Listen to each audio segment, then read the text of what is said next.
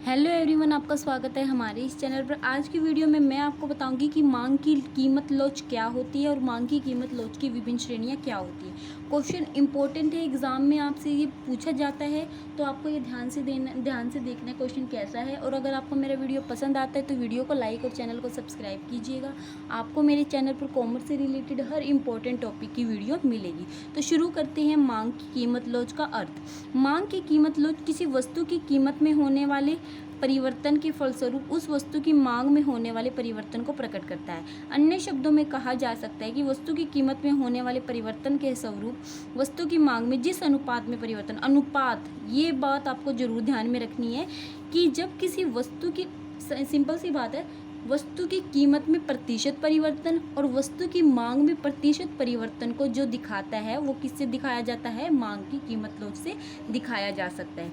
वस्तु की कीमत में होने वाले परिवर्तन के स्वरूप जब वस्तु की कीमत में कोई चेंज आया, उससे वस्तु की मांग में जिस अनुपात में ये बात बहुत ध्यान से लिखनी है आपको, जिस अनुपात में परिवर्तन होता है उसे हम क्या कहते हैं? मांग की कीमत लोच कहते हैं। ठीक है, उसके बाद इसकी एक डेफिनेशन बताऊंगी डॉक्टर मार्शल की। आपको डेफिनेशन जरूर लिखनी होती है एग्जाम में, एग्जामिनर अच्छा इंप्रेशन पड़ता है आपका और अच्छे आपके मार्क्स आएंगे।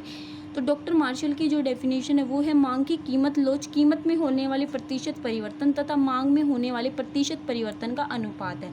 According to doctor Marshall, price elasticity of a demand is the ratio of a percentage change in the quantity demanded to a percentage change in the price. तो आप इंग्लिश में चाहे इंग्लिश में याद कर सकते हो और हिंदी में चाहे तो आप हिंदी में याद कर सकते हो। सबसे पहले जो इसकी डिग्री करेंगे हम, अब मैं आपको इसकी डिग्री बता रही हूँ कि मांग की कीमत लोच की श्रेणियाँ कौन कौन सी होती है। Degree of a price elasticity of demand, आपसे किसी एक कोई भी एक डिग्री पूछ सकता है या आपसे सारी डिग्री, अगर लॉन्ग क्वेश्चन में आपको ये क्वेश्चन मिलता है तो आपसे सारी डिग्री भी पूछ सकता है। तो इसके साथ साथ डायग्राम भी आपको याद रखना है कैसा है ये। पूर्णतः लोचदार मांग, perfectly elastic demand. Perfectly elastic demand क्या होती है? किसी वस्तु की कीमत में थोड़ा सा परिवर्तन होने पर, अगर किसी वस्तु की कीमत में जरा सा भी परिवर्तन होता है, परिवर्तन हो जाए, तो ऐसी दशा में उस वस्तु की मांग पूर्णतः लोचदार मांग कहलाएगी। गणितीय भाषा में इसे इनफिनाइट कहते हैं। पूर्णतः लोचदार मांग की दशा में मांग वक्र ओ एक्सिस अक्ष के समांतर, जैसे कि चित्र 1 में दिखाया है। जैसे क्या होता है, वस्तु की कीमत में जरा सा परिवर्तन होने पर उसकी मांग क्या हो जाती है? अनंत हो जाती है, ऐसे। ठीक है, अनंत दिखाना है। वस्तु की मांग में जरा सा परिवर्तन हुआ तो उसकी मांग क्या हो गई? अनंत हो गई। तो उसको हम क्या कहते हैं? परफेक्टली इलास्टिक डिमांड कहते हैं। वस्तु की कीमत में थोड़ा सा भी परिवर्तन होने पर जब वस्तु की मांग क्या हो जाती है? बहुत अधिक हो जाती है, तो उसको हम क्या कहते हैं? परफेक्टली इलास्टिक या पूर्णतः लोचदार मांग कहते हैं।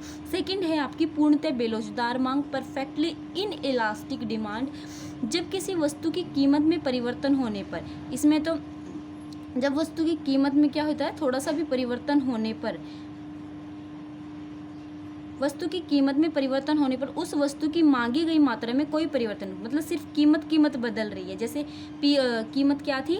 P थी, P1 होगी, P2 होगी, मतलब P से P0 भी हो सकती है, वो P2 भी हो सकती है। वस्तु की कीमत में चाहे कितना भी परिवर्तन हो, लेकिन उसकी डिमांड क्या रहती है? हमेशा कांस्टेंट रहती है। तो उसको हम क्या कहेंगे? पूर्णतः बेलोचदार मांग कहेंगे। इसमें तो जो आपका क्या होता है, ई क्या होता है? इन्फिनाइट होता है। इसमें क्या होता है आपका? ई कितना होता है? 0 होता है। जब वस्तु की कीमत में कितना भी परिवर्तन हो लेकिन उसकी डिमांड क्या रहती है? कांस्टेंट रहती है। उसको हम क्या कहते हैं? पूर्णतः बेलोचदार मांग कहते हैं। थर्ड है आपका इकाई लोचदार मांग, यूनिटरी इलास्टिक डिमांड। जब किसी वस्तु की मांग में ठीक उसी अनुपात में परिवर्तन हो जिस अनुपात में वस्तु की कीमत में परिवर्तन होता है, मतलब जितना कीमत में परिवर्तन हुआ है उतनी ही अगर उसकी मांग में परिवर्तन होता है तो उसको हम क्या कहते हैं? इकाई लोचदार मांग। और इसका ई क्या होता है? 1 के इक्वल होता है। इसकी इलास्टिसिटी कितनी होती है? 1 के इक्वल होती है। जितना कीमत में परिवर्तन हुआ उतना ही मांग में, तो 1 के इक्वल होगी। इसके बाद आपका फोर्थ आती है इकाई से अधिक लोचदार मांग या ग्रेटर देन यूनिटरी इलास्टिक। जब किसी कीमत में परिवर्तन होने से उस वस्तु की मांग में होने वाला परिवर्तन की तुलना में अधिक परिवर्तन हो जाए, इसमें क्या दे रखा है, जब कीमत में जो परिवर्तन होता है उससे ज़्यादा मांग में परिवर्तन हो जाए तो उसको हम क्या कहते हैं, इकाई से अधिक लोचदार मांग। और इसका ई के इलास्टिसिटी कितनी होती है, ग्रेटर देन, ठीक है। मतलब कीमत में तो कम परिवर्तन हुआ लेकिन मांग में उससे ज़्यादा परिवर्तन हो गया, ठीक है। इसका अपोजिट आप इकाई से कम लोचदार में क्या होता है, कीमत में जितना परिवर्तन होता है कीमत में जितना परिवर्तन होता है, मांग में जब क्या होता है उससे कम परिवर्तन हो, जितना कीमत में परिवर्तन हुआ है तो उसे हम क्या कहते हैं, less than unitary elastic demand. और इसकी इलास्टिसिटी क्या होती है, लेस देन 1 होती है, ठीक है। तो ये आपका क्वेश्चन था। अगर आपको मेरा वीडियो पसंद आया तो वीडियो को लाइक और चैनल को सब्सक्राइब कीजिएगा। आपको मेरे चैनल पर कॉमर्स से रिलेटेड हर इंपॉर्टेंट टॉपिक की वीडियो मिलेगी। Thank you for watching my video.